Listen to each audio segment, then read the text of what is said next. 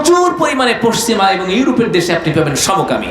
সমকামী মানে হচ্ছে নারীতে নারীতে বিয়ে, পুরুষে পুরুষে বিয়ে। আল্লাহ রাব্বুল আলামিন সূরা রহমানে বলছেন, আর রহমান আল্লামাল কুরআন খলাকাল ইনসানা আল্লামাহুল বায়ান। দয়াময় আল্লাহ তিনি যিনি কোরআন শিক্ষা দিয়েছেন মানুষকে। এরপরে আল্লাহ বলছেন খলাকাল ইনসান, মানুষ সৃষ্টি করেছেন, আল্লামাহুল বায়ান, তাকে বাক শক্তি দান করেছেন, কথা বলার শক্তি দান করেছেন। কয়টা কথা বলেছেন? 4টা। আর রহমান, তিনি রহমান। আল্লামাল কোরআন, যিনি কোরআন শিক্ষা দিয়েছেন। এরপর আল্লাহ বলছেন খলাকাল ইনসান, মানুষ সৃষ্টি করেছেন। আল্লাহ প্রথমে বললেন কোরআন শিক্ষা দিয়েছেন, এরপরে বলছেন মানুষ সৃষ্টি করেছেন। আগে মানুষের সৃষ্টি না আগে কোরআন শিক্ষা? কোনটা বলেন তো? আগে মানুষের সৃষ্টি, তারপরে হলো কোরআন শিক্ষা। আল্লাহ রাব্বুল আলামিন এই পৃথিবীতে মানুষকে আগে সৃষ্টি করেছেন, তারপরে তাকে বাক শক্তি, কথা বলার শক্তি দান করেছেন। এরপরে তাকে কোরআনুল কারীম শিক্ষা দিয়েছেন। কথা বলেন ঠিক কিনা? কিন্তু আল্লাহ রাব্বুল আলামিন সূরা রহমানের ভিতরে তিনি বলছেন আর রহমান আল্লামাল কোরআন। দয়াময় আল্লাহ তো তিনি যিনি কোরআন শিক্ষা দিয়েছেন। এরপরে বলছেন খলাকাল ইনসান, মানুষ সৃষ্টি করেছে। সিরিয়ালটা উল্টাই দিয়েছেন। স্বাভাবিকভাবেই প্রশ্ন জাগে, মানুষ সৃষ্টি পরে কোরআন শিক্ষা আগে কিভাবে হয়? আগে তো মানুষের সৃষ্টি, তারপরে হলো কোরআন শিক্ষা। তাফসীর কারকগণ লিখেছেন মানুষের সৃষ্টি আগে হয়েছে, কোরআন শিক্ষা পরে হয়েছে, কোরআন নাজিল পরে হয়েছে, কোরআনের শিক্ষা পরে হয়েছে। কিন্তু আল্লাহ রাব্বুল আলামিন কোরআনের শিক্ষার গুরুত্ব এত বেশি বোঝানোর জন্য কোরআনের শিক্ষাটাকে আগে উল্লেখ করেছেন যে পৃথিবীর মানুষ শুনে নাও, বুঝে নাও। কোরআনের শিক্ষা যদি মানুষের মধ্যে যদি না থাকে, তাহলে সেই মানুষটা সত্যিকারের অর্থে মানুষ হিসাবে বিবেচিত হয় না। কি বলেন ঠিক কিনা?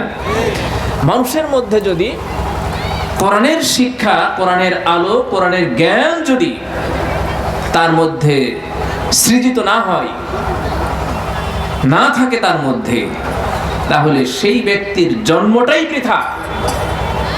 সত্যিকারের মানুষ সে হতে পারে না, তার মধ্যে মানুষত্ব থাকতে পারে না। এজন্য আল্লাহ রাব্বুল আলামিন সূরা রহমানের শুরুতেই পৃথিবীবাসীকে এই জিনিসটা জানিয়ে দিলেন, শোনো নাও পৃথিবীর মানুষ, তোমরা যারা পৃথিবীতে জন্মগ্রহণ করবে, আসবে, আমি পাঠাবো, তোমাদের জন্মের সার্থকতা, তোমাদের সৃষ্টির সার্থকতা তখনই সফল হবে, যথার্থ হবে, যখন তোমরা আমার দেওয়া কোরআন, আমার নাজিল করা কোরআন তোমরা শিখবে, পড়বে, জানবে, সে অনুযায়ী আমল করবে, তখনই কেবল তোমাদের জন্ম এবং তোমাদের সৃষ্টি সার্থক হবে। কি বলেন ঠিক কিনা? এই জিনিসটি বোঝানোর জন্যই আল্লাহ রাব্বুল আলামিন সর্বপ্রথম তিনি বলেছেন আল্লামাল কোরআন, কোরআন শিক্ষা দিয়েছেন। এরপরে বলছেন খলাকাল ইনসান। তাহলে সবার আগে হচ্ছে কোরআন। জোরে বলেন ঠিক কিনা? সবার আগে কি? কোরআন। এখন এই কোরআন, ইসলামী শিক্ষা, হাদিস, মাদ্রাসা, মসজিদ, এটা এতটাই গুরুত্বপূর্ণ। এই পৃথিবীতে আমাদেরকে বেঁচে থাকতে হলে, আমাদেরকে খাবার খেতে হলে, আমাদেরকে নিঃশ্বাস নিতে হলে, শ্বাস প্রশ্বাস গ্রহণ করতে হলে কোরআন জানার, কোরআন শিখার কোনো বিকল্প নাই। আল্লাহ রাব্বুল আলামিন এই পৃথিবীটাকে ঠিক রেখেছেন, বহাল রেখেছেন যতক্ষণ পর্যন্ত কোরআনের একজন ধারক এবং বাহক থাকবেন, যতক্ষণ পর্যন্ত এই পৃথিবীতে একজন মানুষও আল্লাহ বলার মতো থাকবেন। আল্লাহর নবী বলেছেন, লা তাকুমুস সাআতু আলা আহাদিন হাত্তা ইয়াকুলা লা ইলাহা ইল্লাল্লাহ। এই পৃথিবীতে ততক্ষণ পর্যন্ত কিয়ামত সংঘটিত হবে না যতক্ষণ পর্যন্ত এই পৃথিবীতে একজন কোরআনের ধারক বাহক লা ইলাহা ইল্লাল্লাহ বলার মতো মুসলমান অবশিষ্ট থাকবে। জোরে বলুন সুবহানাল্লাহ। পৃথিবীতে একজন লা ইলাহা ইল্লাল্লাহ বলার লোক যতদিন পর্যন্ত থাকবে ততদিন পর্যন্ত আল্লাহ এই পৃথিবীতে কিয়ামত দেবেন না, কিয়ামত সংঘটিত হবে না। তাহলে এই পৃথিবীর অস্তিত্বের জন্য, আমাদের বেঁচে থাকার জন্য আমরা যে শ্বাস প্রশ্বাস গ্রহণ করছি এবং আল্লাহর নেয়ামত ভক্ষণ করছি, এটা কাদের বিনিময়ে পাচ্ছি, কার বিনিময়ে, কার দৌলতে, কাদের কারণে পাচ্ছি? ওই সকল কোরআনের ধারক বাহক মুমিন মুসলমান ব্যক্তি যারা কোরআনের সংস্পর্শে এসে এইটি পড়ে, লা ইলাহা ইল্লাল্লাহ, লা ইলাহা ইল্লাল্লাহ, এই কথা বলার মতো ছাত্র, শিক্ষার্থী, মানুষ, মুসলমান, ঈমানদার যতদিন পর্যন্ত পৃথিবীতে থাকবে ততদিন পর্যন্ত আল্লাহ এই পৃথিবীকে কিয়ামত সংঘটিত হবে না, কিয়ামতকে, পৃথিবীকে ঠিক রাখবেন, পৃথিবীর স্বাভাবিক কার্যক্রম ঠিকভাবে চলবে। আল্লাহ রাব্বুল আলামিন একজন মুমিন মুসলমানের দাম এত বেশি দিয়েছেন।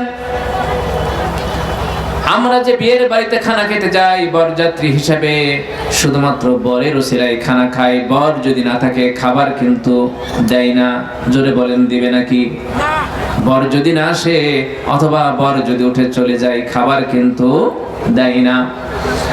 এই পৃথিবীতে যত মুসলিম অমুসলিম, নাফরমান, বেঈমান, কাফের, মুশরিক আছে, সবগুলো খাই শুধুমাত্র কোরআন আল্লাহর ওসিলায়। আর একটা শ্রেণী আমাদেরকে বলে, মোল্লা মৌলবীরা আমাদের খানা খায়। কথা বলেন ঠিক কিনা? আর আল্লাহর নবী বলছেন, পৃথিবীকে আল্লাহ ততক্ষণ পর্যন্ত ঠিক রাখবেন, কিয়ামত দিবেন না, রিজিক দিবেন, আলো দিবেন, বাতাস দিবেন, নিয়ামত দিবেন, পানি দিবেন, অক্সিজেন দিবেন, সব কিছু দিয়ে আল্লাহ পৃথিবীকে ঠিক রাখবেন। যারা আল্লাহকে মানে তাদেরকেও খাওয়াবেন, যারা মানে না তাদেরকেও খাওয়াবেন। ততক্ষণ পর্যন্ত, যতক্ষণ পর্যন্ত এই পৃথিবীতে ওই মাদ্রাসা পড়ুয়া, কোরআন পড়ুয়া, হেফজ পড়ুয়া একজন শিক্ষার্থী, একজন মানুষ, মুসলমান বলবে লা ইলাহা ইল্লাল্লাহ, তাহলে এই পৃথিবীতে যত মুসলিম আছে, যত ইসলামের বাইরের মানুষ আছে, সব মানুষগুলো খাচ্ছে কাদের ওসিলায় বলেন তো? একজন ইমানদারের ওসিলায়। কথা বলেন ঠিক কিনা? একজন ইমানদারের ওসিলায় তারা খাচ্ছে। তাহলে এই পৃথিবীকে আল্লাহ ঠিক রেখেছেন কেন? আল্লামাল কোরআন, তিনি কোরআন শিক্ষা দিয়েছেন। এই কোরআনের শিক্ষা, চর্চা, কোরআনের এই বাণীর আমল যতদিন পর্যন্ত পৃথিবীতে চলবে ততদিন পর্যন্ত এই পৃথিবীকে আল্লাহ ঠিক রাখবেন। যেদিন এরকম লা ইলাহা ইল্লাল্লাহ বলার মতো কোনো মানুষ খুঁজে পাওয়া যাবে না, কোরআনের এই শিক্ষার চর্চা যখন বন্ধ হয়ে যাবে, তখন আল্লাহ ইসরাফিল আলাইহিস সালাতু ওয়াস সালামকে বলবেন, ইসরাফিল বাঁশিতে ফু লাগাও, সিংগায় বাঁশি বাজাও, ফু দাও, দিয়ে পৃথিবীকে তছনছ করে দাও, চূর্ণ বিচূর্ণ করে দাও। ওয়াতাকুনুল জিবালু কাল ইহিনিল মানফুস, সেদিন পাহাড় পর্বত ধ্বনিত তোলার মতো করে উঠতে থাকবে, পৃথিবী ভেঙে চূর্ণ বিচূর্ণ হয়ে যাবে, ধুলার সাথে মিশে যাবে। আল্লাহ রাব্বুল আলামিন সেদিন পৃথিবীকে ঠিক রাখবেন না, কিয়ামত সংঘটিত হয়ে যাবে। তাহলে আল্লাহ রাব্বুল আলামিন এই পৃথিবীতে অমুসলিমদেরকে খাওয়াচ্ছেন, তাও ইমানদারের ওসিলায়, কোরআনের ধারক এবং বাহকের ওসিলায়। এখন বলেন তো, এরকম গুরুত্বপূর্ণ শিক্ষা এবং কোরআনের প্রয়োজনীয়তা সত্ত্বেও আমাদের দেশের 90% মুসলমানের সন্তানরা কোরআনের শিক্ষা বেশি শিখে রাখি, কোরআনের বাইরের শিক্ষা বেশি গ্রহণ করে। কোরআনের বাইরে যে শিক্ষা আছে, আমাদের কোন শিক্ষার্থী ইংলিশ মিডিয়ামে পড়ে অথবা জেনারেল ধারায় পড়াশোনা করে, কোরআনের শিক্ষাই তাদেরকে দেয় না, কারণ তারা বুঝে না এই কোরআনের ওসিলায় আল্লাহ সারা পৃথিবীকে ঠিক রেখেছেন। এই গুরুত্বটা, এই প্রয়োজনটা, এই শিক্ষাটা তাদের মধ্যে না থাকার কারণে আমাদের সন্তানাদি, আমাদের ছেলে মেয়েদেরকে, আমাদের শিক্ষার্থীদেরকে, আমাদের কলিজার টুকরোদেরকে আমরা দিন না শিখিয়ে আমরা অন্য শিক্ষায় তাদেরকে শিক্ষিত করছি। হ্যাঁ, অন্য শিক্ষাটাও আমাদের প্রয়োজন, অবশ্যই প্রয়োজন, সেটিও কোরআন নির্দেশিত, কিন্তু যেই শিক্ষার মধ্যে কোরআনের সাথে সম্পৃক্ততা নেই, যেটার সাথে আল্লাহর কোনো সম্পৃক্ততা নেই, রবকে চেনার যে ব্যবস্থা যেই শিক্ষার মধ্যে নেই, রসুলকে চেনার ব্যবস্থা যেই শিক্ষার মধ্যে নেই, সেই শিক্ষা দিয়ে এই পৃথিবীকে ঠিক রাখা যাবে না, এই পৃথিবী চলবে না। যেদিন লা ইলাহা ইল্লাল্লাহ বলার মতো লোক পৃথিবীতে থাকবে না, সেদিন পৃথিবী ভেঙে চূর্ণ বিচূর্ণ হয়ে যাবে, কিয়ামত সংঘটিত হয়ে যাবে। আল্লাহ রাব্বুল আলামিন আদম আলাইহিস সালাতু ওয়াস সালাম থেকে নিয়ে যত নবী পাঠিয়েছেন, সব নবীর শরীয়তে হালাল এবং হারাম নামে দুটি বিধান অবতীর্ণ করেছেন। কথা বলেন ঠিক কিনা? হালাল দিয়েছেন কিছু বিধান, আর কিছু বিধান দিয়েছেন হারাম। আল্লাহর পক্ষ থেকে নির্দেশ দেওয়া হলো, আমার বান্দারা হালাল গুলো তোমরা পালন করবে, হারাম থেকে তোমরা বিরত থাকবে। সব নবীদেরকে আমি সেই নির্দেশ এবং প্রত্যাদেশ পাঠিয়েছি। যারা মুমিন মুসলমান, আল্লাহকে যারা বিশ্বাস করেন, তারা হালাল গুলো মেনে চলেন, হারাম গুলো থেকে বিরত থাকেন। আর একটা শ্রেণী আছে পৃথিবীতে, যাদের মধ্যে কোনো হারাম এবং হালালের কোনো প্রশ্ন নেই। পশু পাখি যেমন খাই দায়, ঘুমায়, কাজ করে, ঠিক তারাও দুনিয়াতে খাই দায়, কাজকর্ম করে, ঘুমায়, মলমূত্র ত্যাগ করে। আল্লাহ রাব্বুল আলামিন ওই সম্প্রদায় যারা হালাল এবং হারামের মধ্যে কোনো পার্থক্য করে না, সেই সম্প্রদায়কে মানুষ বলেন নাই। মানুষের রূপে তারা পৃথিবীতে জন্মগ্রহণ করেছে বটে, কিন্তু আল্লাহর ভাষায় আল্লাহ তাদেরকে মানুষ হিসাবে আখ্যায়িত করেন নাই, বরং তিনি বলেছেন এই মানুষগুলো দেখতে মানুষের মতো হলেও তারা হলো পশুর চেয়ে নিকৃষ্ট। কে বলেছেন? আল্লাহ। কেন বলেছেন?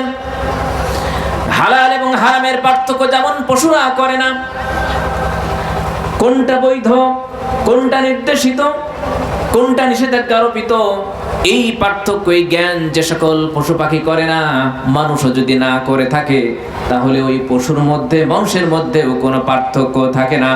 এই জন্য আল্লাহ রাব্বুল আলামিন কোরআনুল কারীমের ভিতরে বলেছেন, উলাইকা কাল আনআমি বাল হুম আদাল উলাইকা হুমুল গাফিলুন। তারা হলো যাদের চোখ আছে দেখে না, কান আছে শোনে না, অন্তর আছে অন্তর দিয়ে অনুভব করে না, তারা হলো পশু তো নয়, বরং পশুর চেয়ে নিকৃষ্টতার কারণ হলো পশুর মধ্যে ভালো মন্দ পার্থক্য করার মতো কোনো জ্ঞান নেই, কোনো যোগ্যতা নেই, কোনো শিক্ষা নেই, কোনো মেধা নেই, কোনো ব্রেন নেই। কিন্তু আমি আল্লাহ রাব্বুল আলামিন এই পৃথিবীতে সকল সৃষ্টির মধ্যে মানুষকে শ্রেষ্ঠত্বের ঘোষণা দিয়েছি, আশরাফুল মাখলুকাত বানিয়েছি এবং তাকে ভালো মন্দ পার্থক্য করার মতো জ্ঞান প্রদান করেছি। সেই জ্ঞান থাকার পরেও যদি সে ব্যক্তি ভালো এবং মন্দের পার্থক্য নির্ণয় না করে, তাহলে তার মধ্যে আর পশুর মধ্যে কোনো পার্থক্য থাকে না, বরং মেধা থাকার পরেও যদি পশুর মতো আচরণ করে, সে ব্যক্তি পশুর চেয়েও নিচে নেমে যায়। জোরে বলুন নাউজুবিল্লাহ। কি বলেন ঠিক কিনা? পশুর চেয়েও সে নিকৃষ্ট হয়ে যায়। একটা উদাহরণ দিলেই আপনারা বুঝতে পারবেন। আচ্ছা, ইউরোপ এবং আমেরিকার যে দেশগুলো আছে, পশ্চিমা যে দেশগুলো আছে, সেই দেশগুলোতে শিক্ষিতের হার, শিক্ষার হার প্রায় শতভাগ। কি বলেন ঠিক কিনা? প্রায় শতভাগ না, প্রায় শতভাগ। সেখানে পড়ালেখা করে না এমন কোনো শিক্ষার্থী খুঁজে পাওয়া যায় না, এমন কোনো মানুষ খুঁজে পাওয়া যায় না। বাধ্যতামূলক শিক্ষা অর্জন করতেই হবে। যদি কেউ দরিদ্র হয়, অসহায় হয়, তাহলে সরকারের পক্ষ থেকে তাদের যাবতীয় খরচ বহন করার ব্যবস্থা আছে, কিন্তু মূর্খ থাকার কোনো সুযোগ নেই। এমনকি প্রতিবন্ধীও যদি হয়, তবুও তাদের জন্য বিশেষ স্কুল, লেখাপড়ার ব্যবস্থা আছে, কিন্তু মূর্খ থাকার, অশিক্ষিত থাকার কোনো সুযোগ নাই। সেই সব দেশে তাদের সামাজিক অবস্থা নিয়ে যদি আপনি একটু গবেষণা করেন, চিন্তা করেন, আমি দু একটি বিষয় আপনাদেরকে একটু ইঙ্গিত দিতে চাই। এত শিক্ষিতের হার, এত উচ্চ শিক্ষিত এবং প্রায় শতভাগ শিক্ষিত, সেই দেশের মানুষগুলোর মধ্যে বিবাহের ক্ষেত্রে তাদের চিন্তা ভাবনা, সংস্কৃতি এবং সমাজ ব্যবস্থা হচ্ছে বিবাহ ছাড়া কোন নারী এবং পুরুষ দীর্ঘদিন পর্যন্ত সংসার করতে পারে, এমনকি নারীরা বিয়ের আগেই বাচ্চার মাও হয়ে যেতে পারে, এটাও সেই সমাজে দোষণীয় নয়। আমার কথা কি বুঝতেছেন আপনারা? জোরে বলেন, কথা বুঝতেছেন? বিয়ে করা ছাড়াই সংসার করা, সন্তান নেওয়া ওই সমাজে দোষণীয় কিছু নয়। বিয়ে না করে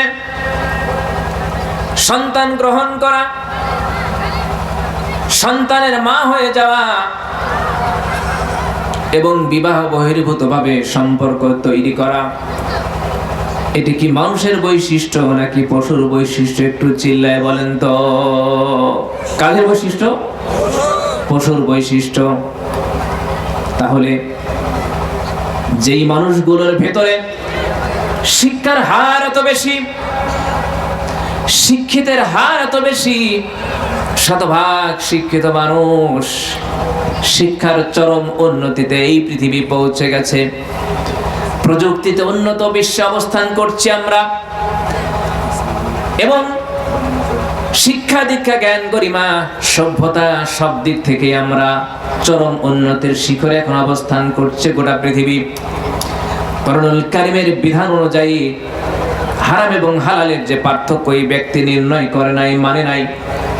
কোরআনুল কারীম বলছে পশু যেমন, তার মধ্যে কোনো হালাল এবং হারামের কোনো পার্থক্য নেই, মানামানির কোনো চিন্তা ভাবনা নেই, তাদের যেমন কোনো ভাবনা নেই, ঠিক তেমনি ভাবে এই যে মানুষটি দুনিয়ার বিশাল শিক্ষায় জ্ঞানে গর্ভে জ্ঞান গরিমায় তার অনেক উন্নত হয়েছে, কিন্তু আল্লাহর দেওয়াই সীমা রেখে না মানার কারণে পশু নয় বরং পশুর চেয়েও তারা নিকৃষ্ট হয়ে গেছে। আরো কি আছে? তাদের মধ্যে বিবাহ ছাড়া থাকাটা তো এক ধরনের নোংরামি, অশ্লীলতা, জ্ঞানপাপী কার্যক্রম আছেই আছে। তাদের মধ্যে আরেকটি মহা অন্যায়, অপরাধ, পাপ এবং কাজ তাদের মধ্যে আছে, সেটি হচ্ছে তারা সমকামিতায় বিশ্বাস করে। প্রচুর পরিমাণে পশ্চিমা এবং ইউরোপের দেশে আপনি পাবেন সমকামী। সমকামী মানে হচ্ছে নারীতে নারীতে বিয়ে, পুরুষে পুরুষে বিয়ে। বিয়ে না, সম্পর্ক। পুরুষ পুরুষের সাথে সময় কাটাবে, সম্পর্ক করবে, নারী নারীর সাথে, এগুলো অ্যাভেলেবেল সেই সব দেশে। আমার প্রশ্ন হলো, আল্লাহ রাব্বুল আলামিন যে সীমারেখা দিয়েছেন, হালাল এবং হারামের বিধান দিয়েছেন, এই মানুষগুলো আল্লাহর দেওয়া বিধানকে লঙ্ঘন করে যায়। কোন পশু কি কোন পুরুষ, পশু কি কোন পুরুষ পশুর কাছে কখনো যায়? জোরে বলেন, যায়। কোন নারী পশুকে নারী পশুর কাছে যায় না। কিন্তু এই পৃথিবীতে যারা চরম শিক্ষার দিক থেকে উন্নতির স্বর্ণ শিখরে আমরা দাবি করে থাকি, সেই শিক্ষিত মানুষগুলো পুরুষ পুরুষের কাছে যায়, নারী নারীর কাছে যায়, অথবা নারী পুরুষ বিবাহ ছাড়াই সংসার করে, একই ছাদের নিচে বসবাস করে, এবং বিবাহের আগেই তারা সন্তানের মা হয়ে যায়। সেই দেশে সন্তানের পরিচয় হয় মায়ের নামে, বাপের নামে হয় না। তার কারণ হলো ওই নারী বিবাহের আগে একাধিক পুরুষের সাথে সম্পর্ক তৈরি করে, জানা থাকে না মায়ের কার ওরসে এই সন্তান জন্মগ্রহণ করেছে। সেজন্য পিতার পরিচয় নয়, বরং সন্তানের পরিচয় হয় হলো মায়ের পরিচয়। কথা বলেন ঠিক কিনা? এখন আপনাদের কাছে প্রশ্ন হলো, কোরআনুল কারীমের আল্লাহ যে বলেছেন, আমি যে কোরআন নাজিল করেছি, আমি যে বিধান দিয়েছি, আমি যে কোরআন অবতীর্ণ করেছি, আমি মানুষের মতো মানুষ বানানোর জন্য, সত্যিকারের মনুষ্যত্ব সৃষ্টি করার জন্য এই পৃথিবীতে আমি কোরআন নাজিল করেছি। কোরআনের হালাল এবং হারামের বিধান যদি কেউ না মানে, তাহলে সেই ব্যক্তি সত্যিকার অর্থে মানুষ হতে পারে না, বরং পশু, এবং তার চেয়েও, জোরে বলেন, নিকৃষ্ট। কথা বলেন ঠিক কিনা? পশুর চেয়েও নিকৃষ্ট। পার্থক্য হলো কি, যে পশুর হলো 4 পা আর আমাদের হলো কয় পা? 2 পা। পশুর কয় পা? এবং ওই শিক্ষা ব্যবস্থা কেন এরকম বানালো? ওই শিক্ষার মধ্যে লা ইলাহা ইল্লাল্লাহর কোনো কথা নাই। আমাদের দেশে আপনি দেখবেন একেবারে প্রাইমারি থেকে শুরু করে নিয়ে বিশ্ববিদ্যালয় পর্যন্ত জেনারেল শিক্ষাধারার যে ব্যবস্থাটা আছে, সেই ব্যবস্থার কোনো বইয়ের মধ্যে আপনি পাবেন না যে পরকীয়া করা গুনাহ, একমাত্র ইসলামী সাবজেক্ট ছাড়া। কথা বলেন ঠিক কিনা? কোনো বইয়ে পাবেন না। বিয়ে ছাড়া কোনো নারীর সাথে পুরুষের সম্পর্ক করা পাপের কাজ, কোথাও পাবেন না, একমাত্র ইসলামিক বই ছাড়া। কোথাও শিক্ষা দেওয়া হয় না, কোথাও বলা হয় না, কোথাও কথা বলা হয় না সমকামিতা হারাম এবং নিষিদ্ধ এবং গরিহিত কাজ, এটাও কোথাও বলা হয় না। কেন এমন একটি শিক্ষা ব্যবস্থা আমাদের উপরে চাপিয়ে দেওয়া হয়েছে এবং সারা পৃথিবীব্যাপী আছে? তার কারণ হলো কোরআন যেখানে নাই সেখানেই আল্লাহর সাথে নাফরমানি এবং সেখানেই হলো নাস্তিক্যবাদী শিক্ষা ব্যবস্থা। এমন একটি শিক্ষা ব্যবস্থা আমাদের উপরে চাপিয়ে দিয়ে এই 90% মুসলমানের দেশে নাস্তিক তৈরি ষড়যন্ত্র শুরু হয়েছে। কথা বলেন ঠিক কিনা? আল্লাহ রাব্বুল আলামিন সেই কথাটি আমাদেরকে জানিয়ে দিয়ে বলছেন, আর রহমান ও আল্লামাল কোরআন খলাকাল ইনসান। মানুষ সৃষ্টি করেছি তার আগে আমি কোরআন শিক্ষার গুরুত্ব বোঝানোর জন্য আমি কোরআন শিক্ষার কথাটিকে আগে উল্লেখ করেছি। মানুষ দুনিয়াতে যাবা, দুনিয়াতে কাজ করবা, সংসার করবা, চাষবাস করবা, সুখে শান্তিতে বসবাস করবা, শর্ত হলো কোরআন শিখবা, কোরআন অনুযায়ী আমল করবা, তো তোমার জীবন সুন্দর হয়ে যাবে। জোরে বলুন সুবহানাল্লাহ। কোরআন যেখানে নাই সেখানে সব রকমের অশান্তি এবং সমস্যা। কথা বলেন ঠিক কিনা?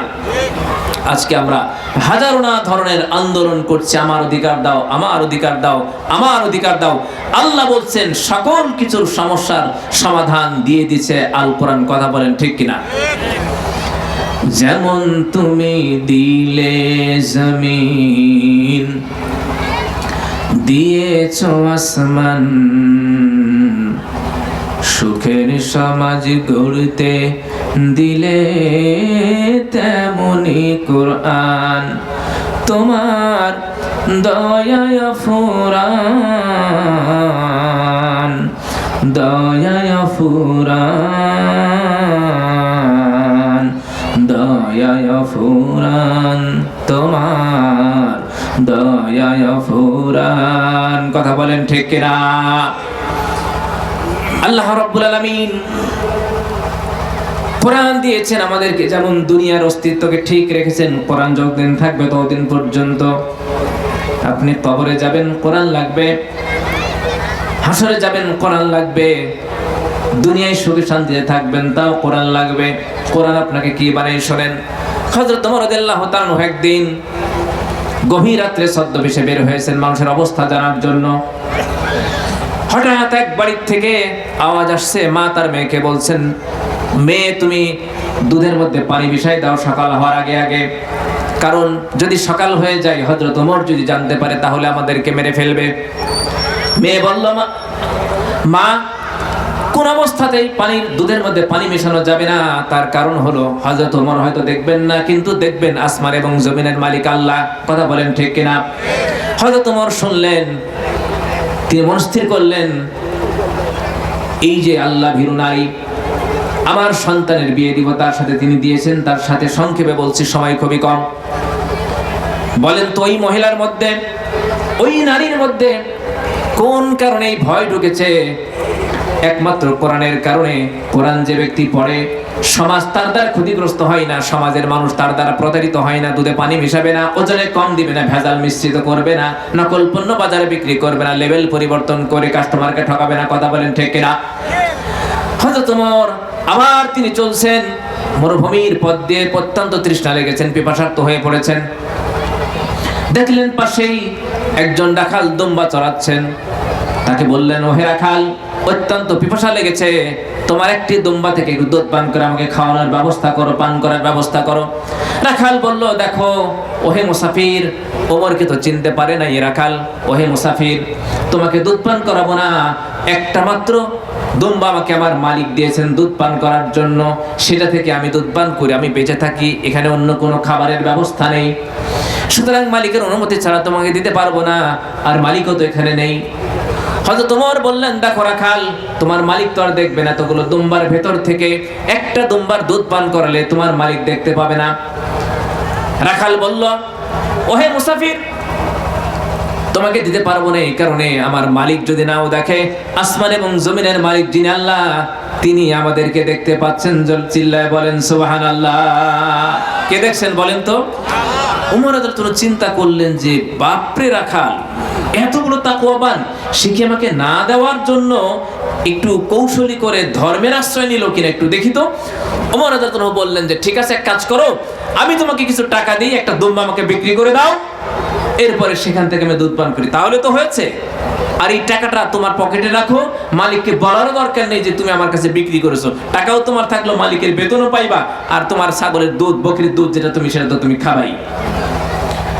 রাখাল বলল, হে মুসাফির, আমার মালিক যদি আমাকে নাও দেখে, আমার মনিব যদি আমাকে নাও দেখে, তবু আসমান এবং জমিনের মনিব যিনি, মালিক যিনি, তিনি হচ্ছেন আল্লাহ, তিনি দেখবেন আমানতের খেয়ানত আমি কখনোই করতে পারবো না। হযরত ওমর চলে গেলেন। আবার তিনি ছদ্মবেশে বের হয়েছেন। দেখেন একটি বাড়ি থেকে ক্ষুধার যন্ত্রণায় বাচ্চাদের কান্নাকাটির আওয়াজ আসছে। তিনি গিয়ে গেলেন, দেখলেন মহিলা হাঁড়িতে পানি দিয়ে শুধু জ্বালাচ্ছেন, বাচ্চাদেরকে সান্ত্বনা দিচ্ছেন। এক পর্যায়ে বাচ্চাগুলো ঘুমিয়ে গেল। তিনি বুঝতে পারলেন কোনো খাবার নেই। জিজ্ঞেস করলেন, মা গো, কি রান্না করছো বাচ্চাদের জন্য? বলল, খাবার তো নেই, সান্ত্বনা দেওয়ার জন্য পানি শুধুমাত্র জ্বালাচ্ছি। বাইতুল মালে ছুটে গেলেন, সেখান থেকে আটার বস্তা নিজের কাঁধে বহন করে দিলেন, রুটি বানালেন, বানিয়ে দিলেন, সহযোগিতা করলেন, বাচ্চাদেরকে খাওয়ালেন।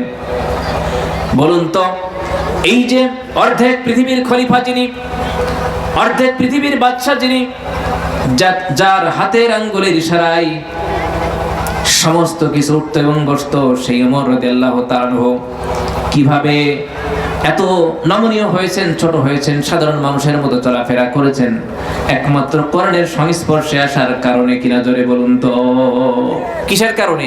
কোরআনের কারণে। কোরআন থাকবে তো সমাজ ভালো থাকবে, কথা বলেন ঠিক কিনা? কোরআন যেখানে থাকবে না, সেখানে চাঁদাবাজি, সন্ত্রাসী, মাস্তান, গুন্ডা এগুলো তৈরি হবে, কথা বলেন ঠিক কিনা? ওমর রাদিয়াল্লাহু খুতবা দিচ্ছেন, একজন সাহাবী বললেন, ওমর দাঁড়াও, তোমার খুতবা থামাও, আমার প্রশ্নের জবাব দাও। একজন খলিফা কেমন প্রশ্ন করতে পারে? তিনি খুতবা থামিয়ে দিন, ইবাদত, খুতবা পড়া, ইবাদত থামিয়ে দিলেন। রাষ্ট্রের কাছে জবাবদিহিতার গুরুত্ব কত বেশি, জনগণের জানমালের ব্যাপারে আমানতদারির জবাবদিহিতার গুরুত্ব ইসলামে কত বেশি চিন্তা করুন। যে ওমর রাদিয়াল্লাহু আনহু তার খুতবা থামিয়ে দিলেন, বললেন, তোমার কি প্রশ্ন বলো। লোকটি বলল, গতকালকে বাইতুল মাল থেকে যেই পরিমাণ কাপড় আপনি আমাদেরকে দিয়েছেন, সেই কাপড় দিয়ে কিন্তু আমরা পরিপূর্ণ কেউ জামা বানাতে পারিনি, কিন্তু আপনার গায়ে দেখছি লম্বা একটি জামা, আপনি নিশ্চয় আমাদের চেয়ে বেশি নিয়েছেন, এটিকে আপনি ঠিক করেছেন।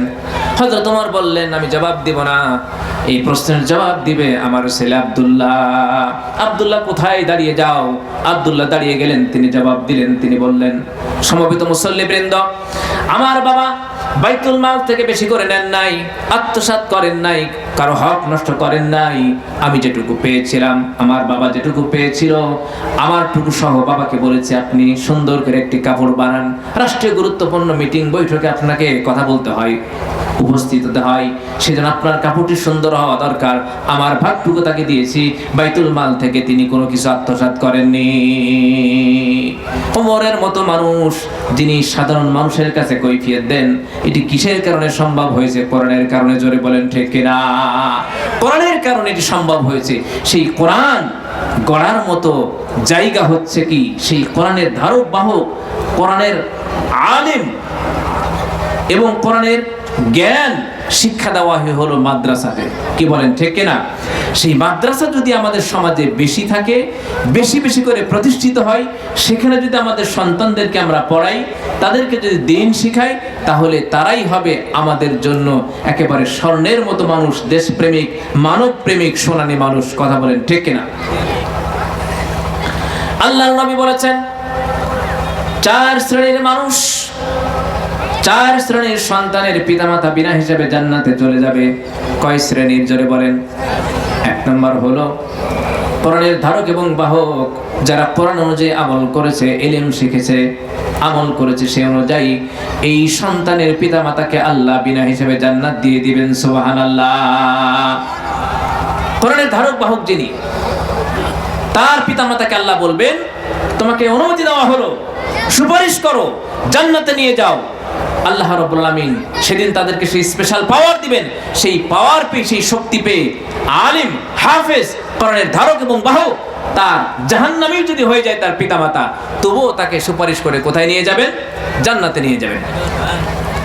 2 নম্বর হলো আল্লাহ রাসূল বলেছেন, কারো যদি নাবালক সন্তান মারা যায়, নাবালক সন্তান যদি ছোটবেলায় মারা যায়, শরীয়তের বিধান পাওয়ার আগেই, প্রাপ্তবয়স্ক হওয়ার আগেই যদি মারা যায়, তাহলে রাসূল বলেন সেই সন্তানের পিতামাতা জান্নাতে চলে যাবে।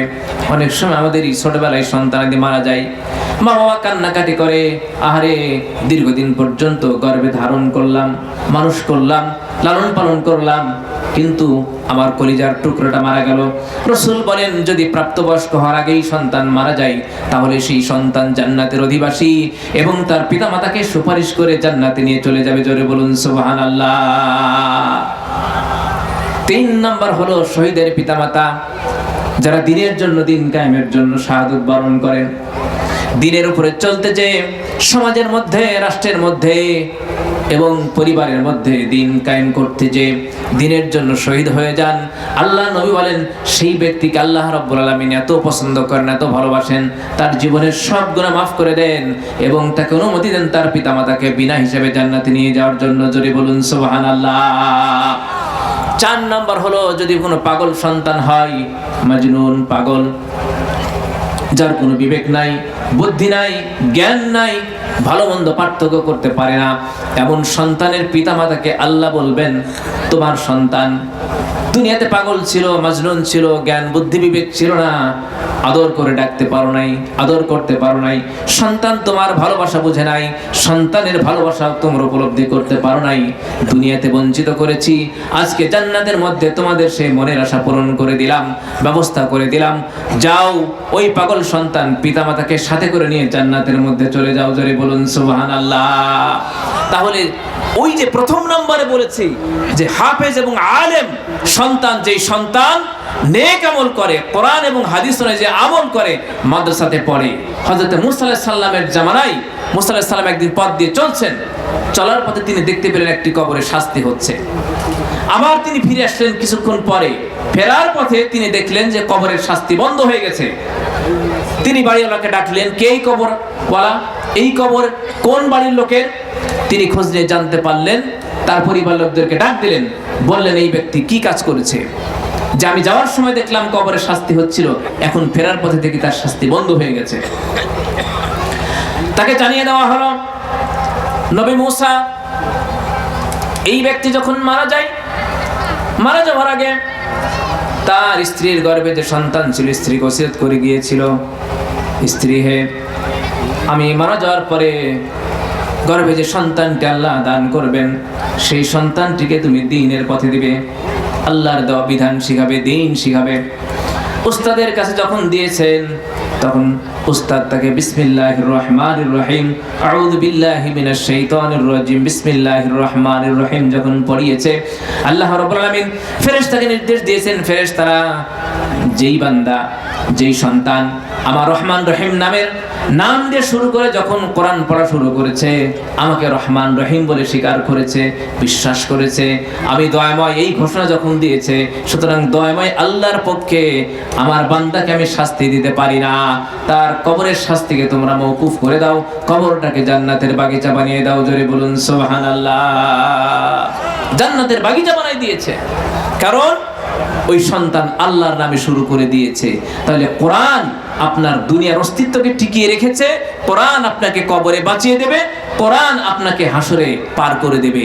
রাসূল করিম সাল্লাল্লাহু আলাইহি সাল্লাম বলেন, হাসরের মাঠে কোরআনের ধারক বাহক যারা ছিল তাদের পিতামাতাই নূরের টুপি পরাই দিবেন, সেই টুপি এত ঝলমল করতে থাকবে, পুরো হাসরের মাঠ আলোকিত হয়ে যাবে। চিৎকার মেরে বলুন সুবহানাল্লাহ। তাহলে দরকার আছে না নাই? কোরআন দরকার আছে না নাই? সন্তানদেরকে দ্বীন শেখানোর দরকার আছে না নাই? আজকে সন্তানেরা মাদকাসক্ত, নানা ধরনের পাপের সাথে সম্পৃক্ত, নানা ধরনের অন্যায়ের সাথে সম্পৃক্ত। এই সন্তানদেরকে যদি বাঁচাতে হয়, তাদেরকে যদি বিপদগামিতা থেকে রক্ষা করতে হয় তাহলে দ্বীন শিখানোর কোনো বিকল্প নাই। দুনিয়াতেও লাভ, আখেরাতেও লাভ। আর যেই সন্তানকে আপনি দ্বীন শিখাবেন না, সেই সন্তানের যাবতীয় কর্মফল আমাকে আপনাকে দুনিয়াতেও ভোগ করতে হবে, কবরেও বসে বসে ওই সন্তানের যাবতীয় পাপের ভাগ আমাকে বহন করতে হবে। কথা বলেন ঠিক না? এজন্য ভাইরা, সন্তানদেরকে মাদ্রাসায় পড়াবেন, দ্বীন শিখাবেন। অন্তত আমি এতটুকু বলতে চাই যে আমাদের যে নুরানি বিভাগ আছে, নুরানি মাদ্রাসাগুলো আছে, ক্লাস 3 পর্যন্ত আপনার সন্তানকে আপনি পড়ান। হাফেজ আলেম বানাতে পারলে তো খুবই ভালো, এটিও দরকার। কিন্তু কমপক্ষে যদি আপনি তাকে ডাক্তার বানাতে চান, ইঞ্জিনিয়ার বানাতে চান, দুনিয়ার অন্য কোনো বিদ্যায় পারদর্শী করতে চান, কোনো অসুবিধা নাই, ক্লাস 3 পর্যন্ত নুরানিতে পড়ান। 3 পর্যন্ত পড়লে বাচ্চাটা সহিশুদ্ধভাবে কোরআন পড়তে পারবে, দোয়া জানবে, হাদিস জানবে, মাসআলা জানবে, অনেক দিনের উপরে চলার মৌলিক বিষয়গুলো শিখতে পারবে। 3 পাস করার পরে আপনি স্কুলে 4 থেকে ভর্তি করে দেন, তাহলে ওই ছেলে অন্তত নাস্তিক তৈরি হবে না। কথা বলেন ঠিক না? আমাদের শিক্ষা ব্যবস্থা নাস্তিক তৈরি করে। কিভাবে? আপনারা দেখেন নাই, ডক্টর আহমদ শরীফ যখন মারা যায় তার আগে তিনি কি বলেছিলেন? আমার দেহটা তোমরা কি করবা? জানাজা দিবা না, গোসল দিবা না, দাফন করবা না, হসপিটালে দান করে দিবা। আমার দেহকে নিয়ে তারা গবেষণা করবে। কেন তিনি এই কথা বলেছিলেন? সে ব্যক্তি চিন্তা করেছিল, ভেবেছিল মৃত্যুর পরে হিসাব নিকাট বলতে কিছু নেই, সেই কারণে জানাজাও দরকার নেই, গোসলও দরকার নেই, দাফন কাফনেরও দরকার নেই। মৃত্যু পরবর্তী জীবন সম্পর্কে তার কোনো বিশ্বাস ছিল না, নাস্তিক ছিল। যে শিক্ষা ব্যবস্থা মানুষকে নাস্তিক বানায়, সেই শিক্ষা ব্যবস্থা দিয়ে এই জাতির কোনো কল্যাণ হতে পারে না। কথা বলেন ঠিক না? গরু ছাগল যেভাবে ফেলাই দেয়, ওই যে ভাগাড়ে ফেলাই দিয়ে আসে, আচটে ফেলাই দিয়ে আসে, ঠিক তেমনি ভাবে তাকে সেইভাবে ফেলাই দাও। তার দাফনেরও দরকার নেই, কাফনেরও দরকার নেই, জানাজারও দরকার নেই। গরু মহিষ পশু যেভাবে মারা গেলে ফেলাই দেয়, সেগুলোকে দাফনও করে না, জানাজাও হয় না, গোসলও দেওয়া লাগে না, তাহলে সেই পশুর মধ্যে আর এই মানুষের মধ্যে কোনো পার্থক্য নাই, যার মধ্যে দ্বীনের কোনো জ্ঞান এলেম নাই। এজন্য ভাইরা, আমাদের কথা হলো, আপনার আমার সন্তানকে জাহান্নামের আগুন থেকে বাঁচাতে হলে তাদেরকে দ্বীন শিখাতে হবে। রাজি আছি তো আমরা ইনশাআল্লাহ? এমন কোন পরিবার যেন না থাকে যাদের সন্তান মাদ্রাসাতে পড়ে না, প্রত্যেককে শিখাতে হবে। আমি বললাম এতটুকু, নুরানি পড়ান, হাফেজ বানান, আলেম বানান, আপনি দুনিয়াতেও সুখী হবেন, আখিরাতেও সুখী হবেন। এবং এই প্রতিষ্ঠানকে টিকিয়ে রাখা আমাদের দায়িত্ব। জোরে বলেন কাদের দায়িত্ব? জোরে বলেন কাদের দায়িত্ব? আসমান থেকে ফেরেশতারা সেটাকে রক্ষণাবেক্ষণ করবে? ফেরেশতারা এসে দান করবে? ফেরেশতা এসে ঘর করে দেবে? নাকি আল্লাহ এসে ঘর করে দিবেন? কে করবে? আল্লাহ আমাদেরকে খলিফা হিসেবে নিযুক্ত করেছেন, আমরা আল্লাহর প্রতিনিধি, আল্লাহর কাজগুলো আমাদেরকে করতে হবে। কথা বলেন ঠিক কিনা?